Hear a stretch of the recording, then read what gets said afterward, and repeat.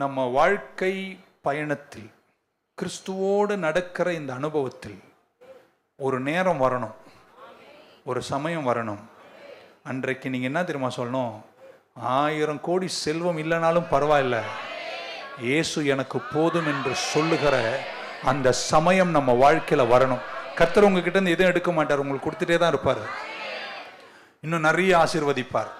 ஆனால் a time should come in our life. நம்ம வாழ்க்கையில் ஒரு குறிப்பிட்ட சமயம் வரும்போது நம்ம சொல்லணும், என் பட்டம், பதவி, பணம், செல்வாக்கு, எல்லா படிப்பை விட எனக்கு எல்லாத்தை விட முக்கியம் என் இயேசுதான் என்று சொல்லுகிற அந்த நாள் நமக்கு வரணும். அப்பத்துக்காகவும் மீனுக்காகவும் மட்டும் தேடுகிறவர்கள் அல்ல.